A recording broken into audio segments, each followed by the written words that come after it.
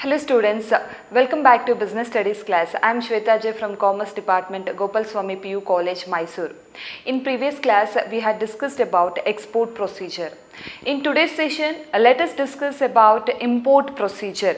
As we know, import means purchase of goods from foreign countries. ಬೇರೆ ಕಂಟ್ರಿಯಿಂದ ನಮ್ಮ ಕಂಟ್ರಿಗೆ ನಾವು ಗೂಡ್ಸನ್ನು purchase ಮಾಡಿಕೊಂಡು ತರ್ತಾ ಇದ್ದೀವಿ ಅಂತ ಹೇಳಿದ್ರೆ ಅದನ್ನು ನಾವೇನು ಹೇಳ್ತೀವಿ ಇಂಪೋರ್ಟ್ ಅಂತ ಹೇಳ್ತೀವಿ. Then what is the meaning of import procedure? The rules and regulation to be followed while importing the goods from the foreign country to our own country will be known as import procedure.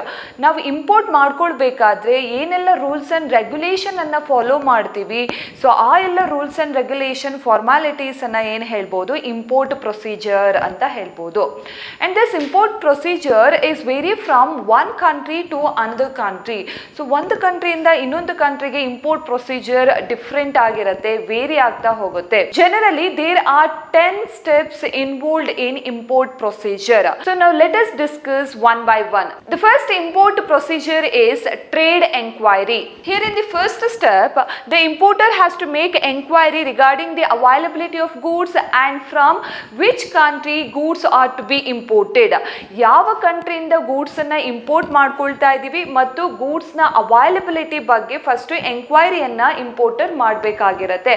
This is the first step in import procedure. So such enquiry will be called as a trade enquiry. So trade enquiry is a written request by an importer to the foreign exporter for supply of information regarding the price of the products, quality of the products and quantity of the products and terms and conditions on which the exporter is ready to export the goods. So ಏನೆಲ್ಲ terms and conditions ಇದೆ and goods ನ price ಏನು, quality ಹೇಗಿರುತ್ತೆ and quantity ಎಷ್ಟು ನೀವು supply ಮಾಡ್ತೀರಾ, ಇಷ್ಟು information ಬಗ್ಗೆ ಅವನು ರಿಟರ್ನ್ ಎಂಕ್ವೈರಿಯನ್ನು ಕಳಿಸ್ತಾ ಹೋಗ್ತಾನೆ. So this is the first step in import procedure. So after receiving the trade enquiry from the importer, then exporter prepares a quotation ಅನ್ನು ಪ್ರಿಪೇರ್ ಮಾಡ್ತಾ ಹೋಗ್ತಾನೆ. And this quotation is also called as proforma invoice. ಅದನ್ನು ನಾವು proforma invoice ಅಂತಾನು ಹೇಳ್ತೀವಿ. And this proforma invoice contains detailed information regarding the products, price of the products, quality, quantity of the products and terms and conditions of the export. So ಏನೆಲ್ಲ terms and conditions ಇರುತ್ತೆ and product quality ಏನು, product ನ price ಏನು, ಆ return request ಅಲ್ಲಿ ಏನೆಲ್ಲ enquiry ಮಾಡಿರ್ತಾನೆ, ಏನೆಲ್ಲ ಕ್ವೆಶನ್ಸ್ ಇರುತ್ತೆ, ಆ ಎಲ್ಲ ಕ್ವೆಶನ್ಗೂ ಎಕ್ಸ್ಪೋರ್ಟರ್ ಥ್ರೂ ಕ್ವೆಟೇಷನ್ ನ ಮೂಲಕ ಆನ್ಸರ್ ಮಾಡ್ತಾ ಹೋಗ್ತಾನೆ. Here exporter send reply through quotation to the importer. So this is the first step in import procedure. The next is obtaining IEC number and import license. In the second step, importer has to obtain IEC code number, that is import export code number, and import license to import the goods. Goods ಅನ್ನು ನೀವು import ಮಾಡ್ಕೊಳ್ಬೇಕು ಅಂತ ಹೇಳಿದ್ರೆ importer ಏನು ಮಾಡಬೇಕು, IEC code number ಮತ್ತು import licence ಅನ್ನು ಅವನು ತಗೊಳ್ತಾ ಹೋಗಬೇಕಾಗತ್ತೆ. And this import license is not necessary if the importer import free goods. So in case ಏನಾದ್ರು ಇಂಪೋರ್ಟರ್ ಫ್ರೀ ಗೂಡ್ಸನ್ನು ಇಂಪೋರ್ಟ್ ಮಾಡ್ಕೊಳ್ತಾ ಇದ್ದರೆ ಅವನು ಇಂಪೋರ್ಟ್ ಲೈಸೆನ್ಸನ್ನು ತಗೊಳ್ಳೋ ಅವಶ್ಯಕತೆ ಇರೋದಿಲ್ಲ. ಸೊ ಹಾಗಾದರೆ ಏನದು ಫ್ರೀ ಗೂಡ್ಸ್ ಅಂದರೆ ಏನು? ಫ್ರೀ ಗೂಡ್ಸ್ ಅಂತ ಹೇಳಿದ್ರೆ the goods which are exempted from the payment of tax or tariff or any duties. So in case ಯಾವ್ದಾದ್ರು ಗೂಡ್ಸ್ ಮೇಲೆ ಟ್ಯಾಕ್ಸನ್ನು ಹಾಕಲ್ಲ ಅಥವಾ ಪೇ ಮಾಡೋ ಹಾಗಿಲ್ಲ ಅಂತ ಹೇಳಿದ್ರೆ ಆ ಎಲ್ಲ ಗೂಡ್ಸನ್ನು ನಾವು ಫ್ರೀ ಗೂಡ್ಸ್ ಅಂತ ಹೇಳ್ತೀವಿ. ಸೊ ಇನ್ ಕೇಸ್ ಆ ಫ್ರೀ ಗೂಡ್ಸನ್ನು ಅವನು ಇಂಪೋರ್ಟ್ ಮಾಡ್ಕೊಳ್ತಿದ್ದಾನೆ ಅಂತ ಹೇಳಿದ್ರೆ ಅದಕ್ಕೆ ಅವನು ಇಂಪೋರ್ಟ್ ಲೈಸೆನ್ಸನ್ನು ತಗೊಳ್ಳೋ ಅವಶ್ಯಕತೆ ಇರೋದಿಲ್ಲ. In case if the importer import duty payable goods, then he has to obtain IEC code number and import license. This is the second step in import procedure. So in the second step, importer has to obtain IEC code number and import license from the EXIM authority. So the third step is obtaining foreign exchange. So here in the third step, the importer has to arrange for foreign exchange for making payment for the imported goods. ನೀವು goods ಅನ್ನು import ಮಾಡ್ಕೊಳ್ಬೇಕು ಅಂತ ಹೇಳಿದ್ರೆ first ನೀವು foreign exchange ಅನ್ನ ನೀವು ತಗೊಳ್ತಾ ಹೋಗಬೇಕಾಗತ್ತೆ. ಏನದು ಫಾರಿನ್ ಎಕ್ಸ್ಚೇಂಜ್ ಎಕ್ಸ್ಚೇಂಜ್ ಅಂತ ಹೇಳಿದ್ರೆ it is a process of conversion of currency of one country into the currency of foreign country. So ಒಂದು ಕಂಟ್ರಿ ಕರೆನ್ಸಿಯನ್ನ ಇನ್ನೊಂದು ಕಂಟ್ರಿ ಕರೆನ್ಸಿ ಜೊತೆಗೆ ಕನ್ವರ್ಟ್ ಮಾಡ್ಕೊಳ್ಳೋದನ್ನ ನಾವೇನು ಹೇಳ್ತೀವಿ, ಫಾರಿನ್ ಎಕ್ಸ್ಚೇಂಜ್ ಅಂತ ಹೇಳ್ತೀವಿ. So for obtaining the foreign exchange, importer has to apply in the prescribed form which is endorsed by a bank dealing in foreign exchange with a copy of import license to the foreign exchange department of Reserve Bank of India. Reserve Bank of India under ಅಲ್ಲಿರುವಂತಹ foreign exchange ಡಿಪಾರ್ಟ್ಮೆಂಟ್ಗೆ ಒಂದು import licence ಅನ್ನ submit ಮಾಡಿ ಒಂದು prescribe form ಅನ್ನ apply ಮಾಡಿ. So ಅವರಿಂದ ನೀವು necessary payment ಏನಿರುತ್ತೆ, ಫಾರ್ ಎಕ್ಸಾಂಪಲ್ US ಇಂದ ನೀವು ಇಂಪೋರ್ಟ್ ಮಾಡ್ಕೊಳ್ತಿದ್ದೀರಾ ಅಂತ ಹೇಳಿದ್ರೆ US ಡಾಲರ್ ಜೊತೆಗೆ ನಿಮ್ಮ ರುಪಿಯನ್ನ ನೀವು ಕನ್ವರ್ಟ್ ಮಾಡ್ಕೊಳ್ತಾ ಹೋಗ್ಬೇಕಾಗತ್ತೆ. ನೀವು ಎಷ್ಟು ಇಂಪೋರ್ಟ್ ಮಾಡ್ಕೊಳ್ತಾ ಇದ್ದೀರಾ ಅಷ್ಟು ಅಮೌಂಟ್ ಅನ್ನ ಫಾರಿನ್ ಎಕ್ಸ್ಚೇಂಜ್ ಡಿಪಾರ್ಟ್ಮೆಂಟ್ ಅಥವಾ ಅದ್ರದ್ದು ಒಂದು ಬ್ಯಾಂಕ್ ಇರುತ್ತೆ, ಆ ಬ್ಯಾಂಕ್ ಅಲ್ಲಿ ನೀವು ಡೆಪಾಸಿಟ್ ಮಾಡಿದ್ರೆ ಅವರು ಡಾಲರ್ ಆಗಿ ಕನ್ವರ್ಟ್ ಮಾಡಿ ಕೊಡ್ತಾರೆ. ಸೊ ಈ ಒಂದು ಪ್ರೋಸೆಸ್ ಅನ್ನ ನಾವೇನ್ ಹೇಳ್ತೀವಿ, ಫಾರಿನ್ ಎಕ್ಸ್ಚೇಂಜ್ ಅಂತ ಹೇಳ್ತೀವಿ. ಫಾರಿನ್ ಎಕ್ಸ್ಚೇಂಜ್ ಅನ್ನ ಒಬ್ಟೈನ್ ಮಾಡಬೇಕು, ಫಾರಿನ್ ಎಕ್ಸ್ಚೇಂಜ್ ಅನ್ನ ತಗೊಳ್ಬೇಕು ಅಂತ ಹೇಳಿದ್ರೆ importer first Reserve Bank of ಇಂಡಿಯಾಗೆ ಒಂದು ಅಪ್ಲಿಕೇಶನ್ ಅನ್ನ ಪ್ರೊವೈಡ್ ಮಾಡಬೇಕು. Along with that he has to submit import licence to the Reserve Bank of India. Reserve Bank of ಇಂಡಿಯಾಗೆ ಇಂಪೋರ್ಟ್ ಲೈಸೆನ್ಸ್ ಮತ್ತೆ ಅಪ್ಲಿಕೇಶನ್ ಫಾರ್ಮ್ ಅನ್ನ ಫಸ್ಟ್ ಸಬ್ಮಿಟ್ ಮಾಡಬೇಕಾಗತ್ತೆ. After the approval of the Reserve Bank of India, then the concerned exchange bank provides the required foreign exchange to the importer. After obtaining the foreign exchange, then the fourth step is placing an indent. So placing an indent anta heladre placing an order for the goods with the exporter. Foreign exchange ನಮಗೆ ಸಿಕ್ಕಿದ ಮೇಲೆ, foreign exchange ನಾವು ತಗೊಂಡ ಮೇಲೆ next ನಾವೇನು ಮಾಡಬೇಕು, ಗೂಡ್ಸ್ಗೆ exporter ಜೊತೆ order ಅನ್ನ ಪ್ಲೇಸ್ ಮಾಡ್ತಾ ಹೋಗಬೇಕು. And this indent document contains the information regarding the price, quantity, size, grade, quality of the goods ordered and instruction relating to packing, shipping, port of shipment, insurance, place of destination, delivery schedule and mode of payment etc. ಇಷ್ಟು information ಕೂಡ indent ಅಲ್ಲಿ ಅವನು specify ಮಾಡಿರ್ತಾನೆ. So indent ಅಂತ ಹೇಳಿದ್ರೆ it is on order placed by the importer. So importer ಏನ್ order ಅನ್ನ place ಮಾಡ್ತಾನೆ ಅದನ್ನ ನಾವೇನ್ ಹೇಳ್ತೀವಿ, ಇಂಡೆಂಟ್ ಅಂತ ಹೇಳ್ತೀವಿ. The next step is obtaining letter of credit. If the terms of condition regarding the payment is agreed between importer and exporter, then exporter demands a letter of credit from the importer. So importer should obtain a letter of credit from his bank and forward to the exporter. So ಹಾಗಾಗಿ ಅವನು ಏನು ಮಾಡಬೇಕು, ಇಂಪೋರ್ಟರು letter of credit ಅನ್ನ ಅವನ bank ಇಂದ ತಗೊಂಡು ಆ ಎಕ್ಸ್ಪೋರ್ಟರ್ಗೆ send ಮಾಡಬೇಕಾಗಿರುತ್ತೆ. ಏನದು ಲೆಟರ್ ಆಫ್ ಕ್ರೆಡಿಟ್ ಅಂತ ಹೇಳಿದ್ರೆ it is a guarantee issued by the importer's bank regarding the credit worthiness and financial position of the importer. So this letter of credit is issued by the importer's bank. Importer's bank issue ಮಾಡುತ್ತೆ and ಆ importer's bank ಅವನು payment ಮಾಡ್ತಾನೆ, ಆ payment ಮಾಡೋದಕ್ಕೆ ಸಾಕಷ್ಟು balance account ಅಲ್ಲಿ ಇದೆ ಅನ್ನೋದಕ್ಕೆ ಒಂದು ಪ್ರೂಫ್ ಅನ್ನ ಪ್ರೊವೈಡ್ ಮಾಡ್ತಾ ಹೋಗುತ್ತೆ. That is nothing but letter of credit. And this is the most appropriate and secured method of payment adopted to settle international transaction. So international transaction ಮಾಡ್ತಾ ಇದೀವಿ, ಒಂದು ಕಂಟ್ರಿಯಿಂದ ಇನ್ನೊಂದು ಕಂಟ್ರಿ ಜೊತೆ ಟ್ರಾನ್ಸಾಕ್ಟ್ ಮಾಡ್ತಾ ಇದೀವಿ ಅಂತ ಹೇಳಿದ್ರೆ ಸೊ ಪೇಮೆಂಟು ಕೂಡ ಇನ್ ಟೈಮಲ್ಲಿ ಆಗಬೇಕಾಗಿರುತ್ತೆ. ಸೊ ಆ ಪೇಮೆಂಟ್ ಕರೆಕ್ಟಾಗಿ ಆಗಬೇಕು, ಸೆಕ್ಯೂರ್ಡ್ ಆಗಿ ಆಗಬೇಕು, ಯಾವುದೇ ನಾನ್ ಪೇಮೆಂಟ್ ಆಗಬಾರ್ದು ಅಂತ ಹೇಳಿದ್ರೆ here exporter needs letter of credit from the importer. So letter of credit ಅನ್ನು ಅವನು ಪ್ರೊವೈಡ್ ಮಾಡ್ತಾ ಹೋಗಬೇಕಾಗತ್ತೆ. So here in this step the importer should make arrangement in advance to pay to the exporter on arrival of goods at the port. So goods ಪೋರ್ಟ್ಗೆ ಬಂದ ತಕ್ಷಣ payment ಮಾಡಬೇಕು ಅಂತ ಹೇಳಿದ್ರೆ ಇಂಪೋರ್ಟರು ಅರೇಂಜ್ಮೆಂಟ್ ಮಾಡ್ಕೊಳ್ಬೇಕಾಗತ್ತೆ, ಫೈನಾನ್ಸ್ ಅನ್ನ ಅರೇಂಜ್ ಮಾಡ್ಕೊಳ್ತಾ ಹೋಗ್ಬೇಕಾಗತ್ತೆ. And the next is receipt of shipment advice. After loading the goods in to the ship the exporter dispatches the shipment advice to the importer.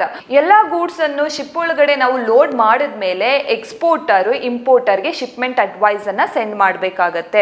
ಏನದು ಶಿಪ್ಮೆಂಟ್ ಅಡ್ವೈಸ್ ಅಂತ ಹೇಳಿದ್ರೆ, this shipment advice contains information about the shipment of goods.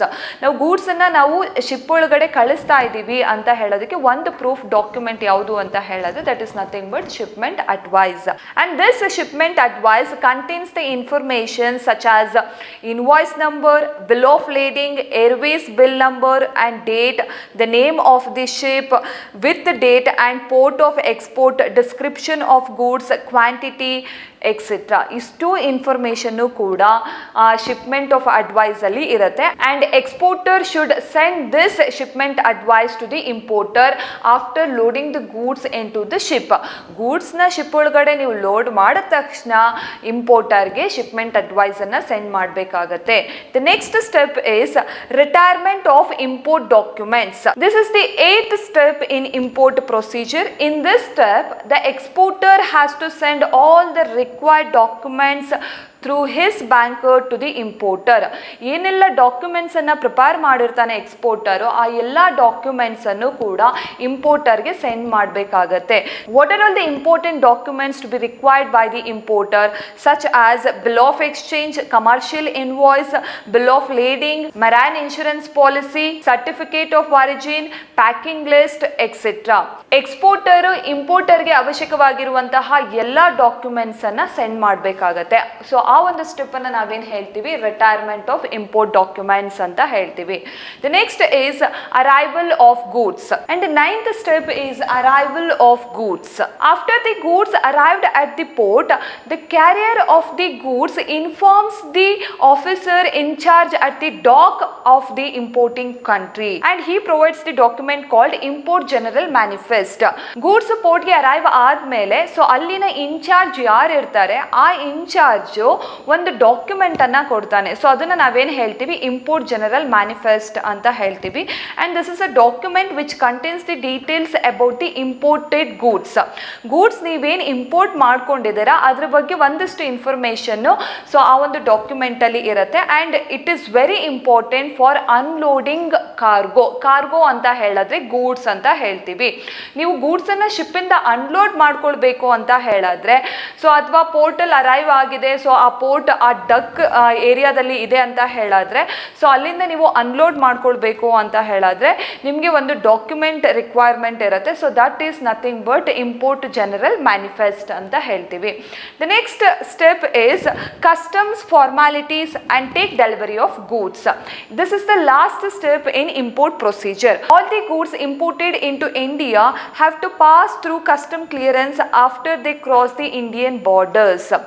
So Indian borders cross ಮಾಡಿದ್ಮೇಲೆ customs ಕ್ಲಿಯರೆನ್ಸನ್ನು ಮಾಡಬೇಕಾಗಿರುತ್ತೆ. And the importer has to complete number of formalities to get custom clearance.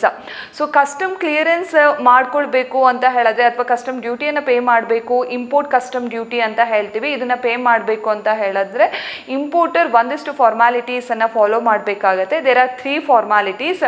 The first one is he has to obtain delivery order to take the goods into custody. So ಏನು goods ಪೋರ್ಟ್ಗೆ arrive ಆಗಿದೆ and custom clearance ಮಾಡಬೇಕು, custom duty pay ಮಾಡಬೇಕು ಅಂತ ಹೇಳಿದ್ರೆ first he has to obtain delivery order to take the goods in to his custody. ನಮ್ಮ ಕಸ್ಟಡಿಗೆ ಗೂಡ್ಸನ್ನು ತಗೊಳ್ಬೇಕು ಅಂತ ಹೇಳಿದ್ರೆ ಡೆಲಿವರಿ ಆರ್ಡರ್ ಅನ್ನು ನಾವು ತಗೊಳ್ಬೇಕಾಗತ್ತೆ. And the second formality is importer has to pay dock dues. Dock due ಅನ್ನು ಪೇ ಮಾಡಬೇಕಾಗತ್ತೆ. And thirdly he should fill in a form bill of entry for assessment of customs import duty. Customs import ಡ್ಯೂಟಿಯನ್ನು pay ಮಾಡಬೇಕು. So ಹಾಗಾಗಿ ಅವನು bill of entry ಅನ್ನೋ ಫಾರ್ಮನ್ನು fill ಮಾಡಬೇಕಾಗತ್ತೆ. After payment of import duty then the bill of entry has to be presented to dock superintendent and an examiner will be asked to physically examine the goods imported. So ನೀವು ಫಾರ್ಮನ್ನು fill ಮಾಡಿ ಕೊಟ್ಟಾದ್ಮೇಲೆ ಆ dock superintendent ಯಾರು ಇರ್ತಾರೆ ಅವರು ಗೂಡ್ಸನ್ನು physically examine ಮಾಡ್ತಾ ಹೋಗ್ತಾರೆ. So ಯಾವ ರೀತಿ ಆಗಿದೆ ಗೂಡ್ಸು ಅಥವಾ ಏನಾದರೂ ಇಲ್ಲಿಗಲ್ ಗೂಡ್ಸ್ ಗೂಡ್ಸ್ ಏನಾದರೂ ಇಂಪೋರ್ಟ್ ಆಗಿದೆಯಾ, ಸೊ ಇದನ್ನೆಲ್ಲ ಚೆಕ್ ಮಾಡ್ತಾ ಹೋಗ್ತಾರೆ. After examining the goods physically, then dock superintendent gives report on the bill of entry. So ಏನು ನೀವು ಬಿಲ್ ಆಫ್ ಎಂಟ್ರಿಯನ್ನು ಕೊಟ್ಟಿರ್ತೀರಾ, ಆ ಬಿಲ್ ಆಫ್ ಎಂಟ್ರಿಗೆ ಅವ್ನು ಗೂಡ್ಸ್ ಏನು ಎಕ್ಸಾಮೈನ್ ಮಾಡಿದ್ದಾನೆ ಅದಕ್ಕೆ ಆ ಗೂಡ್ಸ್ ಎಕ್ಸಾಮೈನ್ ರಿಪೋರ್ಟನ್ನು ನಿಮಗೆ ಪ್ರೊವೈಡ್ ಮಾಡ್ತಾ ಹೋಗ್ತಾನೆ. Then the importer and his agent present the bill of entry to the port authority. So ಆ ಬಿಲ್ ಆಫ್ ಎಂಟ್ರಿಯನ್ನು ಇಂಪೋರ್ಟರ್ ಅಥವಾ ಅವನ ಏಜೆಂಟು ಪೋರ್ಟ್ ಅಥಾರಿಟಿಗೆ ಅದನ್ನು ಸಬ್ಮಿಟ್ ಮಾಡಬೇಕಾಗತ್ತೆ. After receiving the necessary charges from the importer or his agent, then the port authority issues delivery order. So ಅವರು ಒಂದು ಏನು ಸರ್ಟನ್ ಚಾರ್ಜಸ್ ಇರುತ್ತೆ ಆ ನೆಸೆಸರಿ ಚಾರ್ಜಸನ್ನು ತಗೊಂಡು ನಿಮಗೆ ಡೆಲಿವರಿ ಆರ್ಡರನ್ನು ಕೊಡ್ತಾ ಹೋಗ್ತಾರೆ. ನೀವು ಡೆಲಿವರಿ ಆರ್ಡರನ್ನು ರಿಸೀವ್ ಮಾಡಿಕೊಂಡು ನಿಮ್ಮ ಗೂಡ್ಸನ್ನು ಏನು ಇಂಪೋರ್ಟ್ ಮಾಡ್ಕೊಂಡಿದ್ದೀರಾ ಆ ಗೂಡ್ಸನ್ನು ನಿಮ್ಮ ಕಸ್ಟಡಿಗೆ ತಗೊಳ್ತಾ ಹೋಗ್ಬೋದು. So this is the last step in import procedure. So these are all the, so there are 10 steps involved in import procedure. The first one is a trade enquiry. So in the first step, importer has to make enquiry about the goods imported to the exporter. So goods ಏನು import ಮಾಡ್ಕೊಳ್ಬೇಕು ಅಂತಿದ್ದಾನೆ ಆ goods ಬಗ್ಗೆ ಒಂದಷ್ಟು ಎಂಕ್ವೈರಿಯನ್ನು ಮಾಡ್ತಾನೆ through the document or through the written request called trade enquiry. And after receiving the trade enquiry, then exporter will send quotation to the importer. ಇಂಪೋರ್ಟರ್ಗೆ ಅವನು ಕ್ವಟೇಷನ್ ಅನ್ನು send ಮಾಡ್ತಾ ಹೋಗ್ತಾನೆ. And this quotation is also called as a pro forma invoice, and this pro forma invoice contains detailed informations about the goods exported. For example, quality of the goods, the price of the goods, and terms and conditions on the goods exported. ಏನು goods ಅನ್ನ ನಾವು export ಮಾಡ್ತಿದ್ದಾನೆ and goods ನ quality ಏನು, price ಏನು, ಇಷ್ಟು information ಕ್ವಟೇಷನ್ ಅಲ್ಲಿ ಇರುತ್ತೆ. The next is obtaining IEC number and import license. And in the second step, importer has to obtain IEC number, that is import export code number, and import license from the EXIM authority. So this is the second step. After obtaining the IEC number and import license, then importer has to obtain foreign exchange. Foreign exchange anta helare it is nothing but it is the process of conversion of one country currency into the currency of another country. So ನಮ್ಮ country ಕರೆನ್ಸಿಯನ್ನು ಇನ್ನೊಂದು country currency ಜೊತೆಗೆ exchange ಮಾಡ್ಕೊಳ್ಳುವಂಥದ್ದು, convert ಮಾಡ್ಕೊಳ್ಳೋ ಒಂದು ಪ್ರೊಸೀಜರನ್ನು ನಾವೇನು ಹೇಳ್ತೀವಿ ಫಾರಿನ್ ಎಕ್ಸ್ಚೇಂಜ್ ಅಂತ ಹೇಳ್ತೀವಿ. So in order to make payment for the goods imported, importer has to obtain foreign exchange from the Reserve Bank of India. So in order to make payment for the goods imported, importer has to obtain a foreign exchange. The next is placing an indent. Placing an indent means after obtaining the foreign exchange, then importer place an order with the exporter. The next is obtaining letter of credit. Then importer has to obtain letter of credit from his bank. So avana bank inda letter of credit anna avanu tagolta hogbekagate. And the next is arrange for finance. Here the importer should make arrangement in advance to pay to the exporter on arrival of goods at the port. Goods port ge arrive ಆಗೋದಕ್ಕೂ ಮುಂಚೆನೆ in advance ಅವನು finance ಅನ್ನ arrange ಮಾಡ್ಕೊಳ್ಬೇಕಾಗತ್ತೆ. ಯಾಕೆ ಎಕ್ಸ್ಪೋರ್ಟರ್ಗೆ payment ಮಾಡಬೇಕಾಗುತ್ತೆ. The next is receipt of shipment advice. So here after loading the goods into the ship, then exporter has to send shipment advice to the importer, and this shipment advice contains the information about the shipment of goods. The next is retirement of import documents.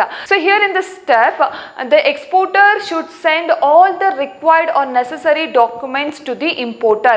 The important documents such as bill of exchange, bill of lading, commercial invoice, marine insurance policy, and so on. The next is arrival of the goods. Goods port ge arrive ಆದ್ಮೇಲೆ so ಅಲ್ಲಿರೋ incharge ಏನ್ ಮಾಡ್ತಾರೆ, ಒಂದು document ಅನ್ನ provide ಮಾಡ್ತಾರೆ, that is nothing but import general manifest, and this document is very important for unloading the goods. And the last step is custom formalities and take delivery of goods. In the last step, in order to take the delivery of the goods, importer has has to follow some formalities. The first he has to obtain the delivery order. First ಅವನು delivery order ಅನ್ನು ತಗೊಳ್ಬೇಕಾಗತ್ತೆ. So in order to obtain the delivery order he has to pay dock dues ಅನ್ನ pay ಮಾಡಬೇಕಾಗುತ್ತೆ. That is the second formalities. And thirdly he has to pay import customs duty. Import custom ಡ್ಯೂಟಿಯನ್ನು pay ಮಾಡಬೇಕಾಗತ್ತೆ. For payment of the import custom duty first he has to fill the form that is bill of entry. Bill of ಎಂಟ್ರಿಯನ್ನು fill ಮಾಡಿ ಕೊಟ್ಟರೆ ಅವರು import custom ಡ್ಯೂಟಿಯನ್ನು calculate ಮಾಡಿ ಏನು ಮಾಡ್ತಾರೆ, ಅವರು ನಮ್ಮಿಂದ ಅವರು ಇಂಪೋರ್ಟ್ ಕಸ್ಟಮ್ ಡ್ಯೂಟಿಯನ್ನು ತಗೊಳ್ತಾ ಹೋಗ್ತಾರೆ. After payment of the import customs duty then the bill of entry must be presented to the dock superintendent. Dock ಸೂಪರಿಂಟೆಂಡೆಂಟ್ಗೆ ಆ ಒಂದು ಬಿಲ್ ಆಫ್ ಎಂಟ್ರಿಯನ್ನು ನೀವು ಸಬ್ಮಿಟ್ ಮಾಡಬೇಕಾಗತ್ತೆ. Then examiner will give you report of the goods examined. Goods ಏನು examine ಮಾಡಿದ್ದಾರೆ ಅದಕ್ಕೊಂದು report ಅನ್ನು ಕೊಡ್ತಾರೆ. Then after that the importer and his agent present bill of entry to the port authority. Port ಅಥಾರಿಟಿಗೆ importer ಅಥವಾ ಅವನ agent bill of ಎಂಟ್ರಿಯನ್ನು submit ಮಾಡಬೇಕಾಗತ್ತೆ. So after receiving the necessary charges from the importer then port authority will issue delivery order. So ಅವರು ನಿಮಗೆ delivery ಆರ್ಡರನ್ನು ನಿಮಗೆ issue ಮಾಡ್ತಾ ಹೋಗ್ತಾರೆ. ಸೊ ಆಗ ನಾವು ಆ ಪೋರ್ಟಿಂದ ಗೂಡ್ಸನ್ನು ನಾವು ನಮ್ಮ ಕಸ್ಟಡಿಗೆ ತಗೊಳ್ತಾ ಹೋಗ್ಬೋದು. So this are all the steps involved in the import procedure. And I hope you have understood today's topic. Thank you.